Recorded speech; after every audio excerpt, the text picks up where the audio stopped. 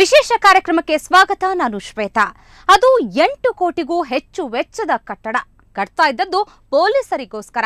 ಆದ್ರೆ ಕಟ್ಟಡದ ತಳಪಾಯವನ್ನೇ ಒಳ್ಳೆ ಸಮಾಧಿ ಕಟ್ಟೋ ತರ ಕಟ್ಟಿಬಿಟ್ಟಿದ್ರು. ಆ ಇಡೀ ಕಳ್ಳ ಕಾಮಗಾರಿಯನ್ನ ಸುವರ್ಣ ನ್ಯೂಸ್ ರಹಸ್ಯ ಕಾರ್ಯಾಚರಣೆಯಲ್ಲಿ ಸೆರೆ ಹಿಡಿದಿದೆ. ಅಷ್ಟಕ್ಕೆ ಬಿಟ್ಟಿಲ್ಲ, ಅವರನ್ನ ಲೋಕಾಯುಕ್ತರಿಗೂ ಹಿಡಿದುಕೊಟ್ಟಿದೆ. ಇಡೀ ಕಾರ್ಯಾಚರಣೆಯ ಡೀಟೇಲ್ ಸ್ಟೋರಿಯೇ ಈ ಹೊತ್ತಿನ ವಿಶೇಷ ಪೊಲೀಸ್ ಬಿಲ್ಡಿಂಗ್ ಕರ್ಮಕಾಂಡ.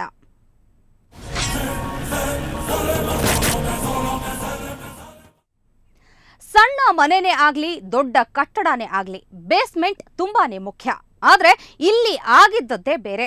ಒಂದು ಕಟ್ಟಡಕ್ಕೆ ಪಾಯ ಕಟ್ಟೋವಾಗ ಫಾಲೋ ಮಾಡಬೇಕಾದ ಸಣ್ಣ ನಿಯಮವನ್ನು ಪಾಲಿಸಲಿಲ್ಲ. ನೆನ್ಪಿಟ್ಕೊಳ್ಳಿ, ಇದು ಪೊಲೀಸ್ ಹೌಸಿಂಗ್ ಕಾರ್ಪೊರೇಷನ್ ರವರ ಕಟ್ಟಡ. ನಾವು ಒಂದು ಮನೆ ಕಟ್ಟಬೇಕು ಅಂದ್ರೆ ಏನೇನೆಲ್ಲ ಮುಂಜಾಗ್ರತೆ ತಗೊಳ್ತೀವಿ ನಿಮಗೂ ಗೊತ್ತಿರೋ ವಿಷಯನೇ. ಸೈಟ್ ಕೊಳ್ಳೋದ್ರಿಂದ ಹಿಡಿದು ಗೃಹ ಪ್ರವೇಶ ಆಗುವವರೆಗೆ ಯೋಜನೆ ನಡೀತಾನೇ ಇರುತ್ತೆ. ವಾಸ್ತು ಮನೆಯ ಆಯಗಳನ್ನೆಲ್ಲ ಜ್ಯೋತಿಷಿಗಳು ಲೆಕ್ಕ ಹಾಕಿ ಹೇಳ್ತಾರೆ. ಆ ಜ್ಯೋತಿಷ್ಯವನ್ನ ಇನ್ನಿಲ್ಲದಂತೆ ನಂಬುವವರು ಕೂಡ ಮನೆಯ ಪಾಯದ ಗಟ್ಟಿತನದ ಬಗ್ಗೆ ತಲೆ ಕೆಡಿಸ್ಕೊಳ್ತಾರೆ. ಯಾವುದೇ ಮನೆ ಕಟ್ಟಿ ಅದು ಮಣ್ಣಿನದ್ದಾದ್ರೂ ಆಗಿರ್ಲಿ, ಮೌಲ್ಡಿಂಗ್ ಮನೆಯೇ ಆಗಿರ್ಲಿ, ಮನೆಯ ಪಾಯ ಗಟ್ಟಿಯಾಗಿರ್ಬೇಕು. ಅದು ಒಂದು ಕುಟುಂಬ ಬಾಳಿ ಬದುಕಬೇಕಾದ ಮನೆ. ಭದ್ರತೆಯ ಮನೆ ಕಟ್ಟುವವರ ಮೂಲ ಮಂತ್ರ.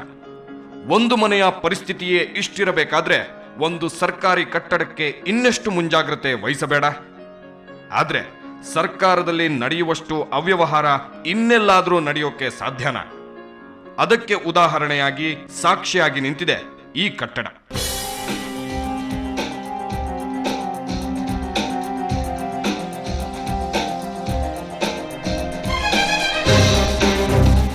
ಇದು ಬೆಂಗಳೂರು ಟ್ರಾಫಿಕ್ ಪೊಲೀಸರ ತರಬೇತಿ ಕೇಂದ್ರದ ನೂತನ ಕಟ್ಟಡ. ಬೆಂಗಳೂರಿನ ನಾಗವಾರ ಸರ್ಕಲ್ ಹತ್ತಿರದ ಆರ್.ಕೆ. ಹೆಗ್ಗಡೆ ನಗರದಲ್ಲಿರೋ ಭಾರತ ಸೇವಾದಳ ಶಿಕ್ಷಕರ ತರಬೇತಿ ಸಂಸ್ಥೆಯ ಪಕ್ಕದಲ್ಲೇ ಇದೆ. ಇಲ್ಲಿಯೇ ಕಟ್ಟಡದ ಕಾಮಗಾರಿ ನಡೀತಾ ಇದೆ. ಇದು ಟ್ರಾಫಿಕ್ ಪೊಲೀಸರಿಗೆ ತರಬೇತಿ ಕೊಡಲಿಕ್ಕೆ ಅಂತ ರೆಡಿ ಆಗ್ತಿರೋ ಕಟ್ಟಡ. ಹೆಮ್ಮೆಯ ಸಂಕೇತವಾಗಬೇಕಿದ್ದ ಈ ಕಟ್ಟಡ ಕಾಮಗಾರಿ ಕಳಪೆಯಲ್ಲಿ ಕಳಪೆಯಾಗಿ ಹೋಗಿದೆ. ಈ ಕಟ್ಟಡದ ಅಂದಾಜು ವೆಚ್ಚ 11 ಕೋಟಿ. ಟೆಂಡರ್ ಪಡೆದದ್ದು ಗಿರಿ ಕನ್ಸ್ಟ್ರಕ್ಷನ್ಸ್. ಅಂದಾಜು 11 ಕೋಟಿಯ ಪ್ರಾಜೆಕ್ಟ್ಗೆ 8.33 ಕೋಟಿ ರೂಪಾಯಿಗೆ ಟೆಂಡರ್ ಕರೆಯಲಾಗಿತ್ತು. ಈ ಟೆಂಡರ್ನ ಇವರು 7.5 ಕೋಟಿಯ ಬಿಡ್ ಹಾಕಿ ಪಡೆದರು. ಇದು ಅಂದಾಜು ವೆಚ್ಚಕ್ಕಿಂತ 10% ಕಡಿಮೆ. ಹೀಗೆ ಕಾಂಟ್ರಾಕ್ಟ್ ಪಡೆದವನು ಜೈರಾಮ್. ಇವನು ಕಟ್ಟುತ್ತಿರುವ ಈ ಕಟ್ಟಡ ಕಾಮಗಾರಿ ಪ್ರದೇಶದ ಒಳಹೊಕ್ಕರೆ ರಾಶಿಯಾಗಿ ಬಿದ್ದ ಮಣ್ಣು ಮರಳುಗಳು ವೆಲ್ಕಮ್ ಹೇಳುತ್ತವೆ.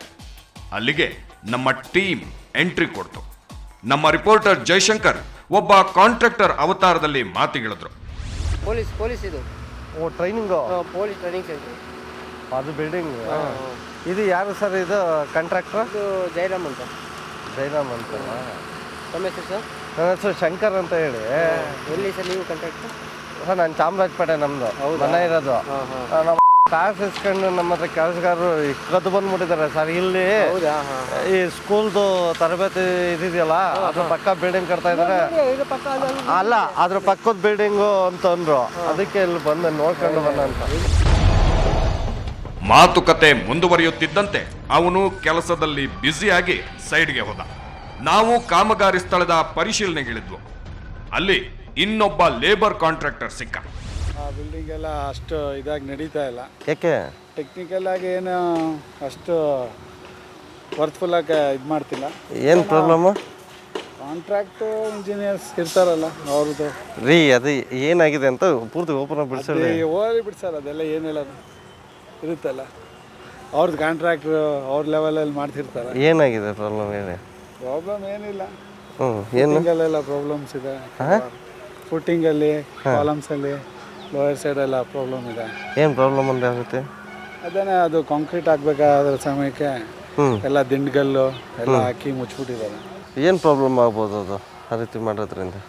ಫೌಂಡೇಶನ್ ಮಾಮೂಲಿ ಬೇಸೇ ಪ್ರಾಬ್ಲಮ್ ಆದರೆ ಬಿಲ್ಡಿಂಗ್ ಏನಿರುತ್ತೆ ಸೇಫ್ ಹೆಂಗೆ ಸ್ಟ್ರಕ್ಚರ್ಸ್ ಎಲ್ಲ ಸೇಫ್ ಇದೆ. ಹ್ಞೂ ಎಷ್ಟು ವರ್ಷ ಬದುಕ್ಬೋದು ಹಂಗ್ರಿ ಬಿಲ್ಡಿಂಗ್? ಬಿಲ್ಡಿಂಗ್ ಅದು ಟೆಕ್ನಿಕಲ್ ಅವ್ರು ಹೇಳ್ಬೋದು. ನೀವೇನಾಗಿರೋದು ಇಲ್ಲಿ?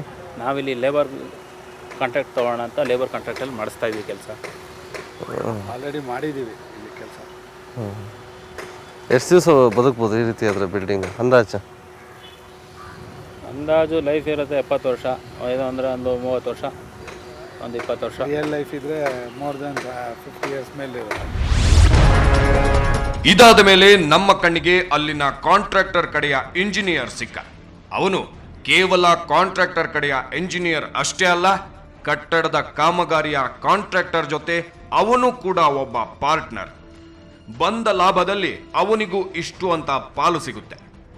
ಅವನ ಹೆಸರು ದಿನೇಶ್.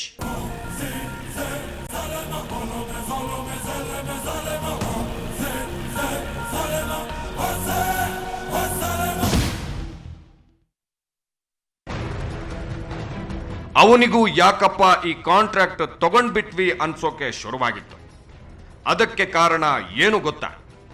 ಇಡೀ ಕಟ್ಟಡದಲ್ಲಿ ಅವರಿಗೆ ಸಿಕ್ಕುವುದು ಒಟ್ಟು ಕಾಮಗಾರಿಯ ವೆಚ್ಚದ 5% 6% ಲಾಭ. ಮೊದಲೇ ಇದ್ದ ಬದ್ದವರಿಗೆಲ್ಲ ಕೊಡಬೇಕು, ಕೈ ಬಿಸಿ ಮಾಡಬೇಕು. ಗಿಟ್ಟೋದು ಅಷ್ಟರಲ್ಲೇ ಇದೆ. ಏನು ಮಾಡೋದು ಅಂತ ಗೋಳು ತೋಡಿಕೊಂಡ. ಯಾಕೆ ತಗೊಂಡ್ವಿ ಅನ್ನೋ ಮಟ್ಟಕ್ಕೆ ಆಗಿದೆ. 7 ಕೋಟಿಯಲ್ಲಿ ಇವರೇ 1 ಕೋಟಿ ತಿನ್ಕೊಂತಾರೆ ಸರ್. ಒಂದಿಲ್ಲ. ಬಟ್ ಅಂದಾಜು ಎಷ್ಟು ಕೊಡಬೇಕಾಗುತ್ತೆ ಸರ್? ನಾರ್ಮಲಾಗಿ ಒಂದು 5-6% ಖರ್ಚು ಬಂದೇ ಬರುತ್ತೆ ಎಲ್ಲ ಡಿಪಾರ್ಟ್ಮೆಂಟಲ್ಲಿ ಬಂದಲ್ಲಿ. ಬೇರೆ ಡಿಪಾರ್ಟ್ಮೆಂಟ್ಗಳು ಸ್ವಲ್ಪ ಜಾಸ್ತಿ. ಇಲ್ಲಿ ಕ್ವಾಲಿಟಿ ವರ್ಕ್ ತೆಗಿತಾರಲ್ಲ, ಹಂಗಾಗಿ ಸ್ವಲ್ಪ ಮೀಗರಾಗಿ ಕೊಡಬೇಕು. ಕೊಡದೇ ಆಗೋದಿಲ್ವಲ್ಲ ಸರ್. ಅವನ ಪ್ರಕಾರ ಕರ್ನಾಟಕ ಹೌಸಿಂಗ್ ಕಾರ್ಪೊರೇಷನ್ನ ಇಂಜಿನಿಯರ್ಗಳಿಗೆ ಹತ್ತಿರ 50 ಲಕ್ಷ ಕೊಡ್ಬೇಕಂತೆ. ಇನ್ನು ಅವರು ಲಂಚ ತಗೊಂಡು ಸುಮ್ಮನಾಗೋದಿಲ್ಲ, ಕ್ವಾಲಿಟಿ ಕೂಡ ಕೇಳ್ತಾರೆ. ಎಲ್ಲಿಂದ ಕೊಡೋಕ್ ಸಾಧ್ಯ? ಟೋಟಲಿ ಈ ಬಿಲ್ಡಿಂಗ್ ಅಲ್ಲಿ ನಮಗೆ ಲಾಸು ಅಂತ ಕಷ್ಟ ಹೇಳ್ಕೊಂಡ. ಅಷ್ಟು ಲಾಸ್ ಆಗುತ್ತೆ ಅನ್ನೋದು ಅವನಿಗೆ ಗೊತ್ತೇ ಇಲ್ದಿದ್ರೆ ಇಂಥ ದೊಡ್ಡ ಕೆಲಸಕ್ಕೆ ಅದು ಯಾಕೆ ಕೈ ಹಾಕದ? ಆ ಪ್ರಶ್ನೆಗೆ ಅವನು ಉತ್ತರ ಕೊಡೋದಿಲ್ಲ. ಇಷ್ಟಕ್ಕೂ ಅವನು ಡ್ರಾಮಾ ಮಾಡ್ತಿದ್ನ. ಜಸ್ಟ್ ವೇಟ್, ಇವರ ಬಣ್ಣ ಲೋಕಾಯುಕ್ತ ಇಂಜಿನಿಯರ್ಗಳ ದಾಳಿಯಲ್ಲಿ ಬಯಲಾಗುತ್ತೆ.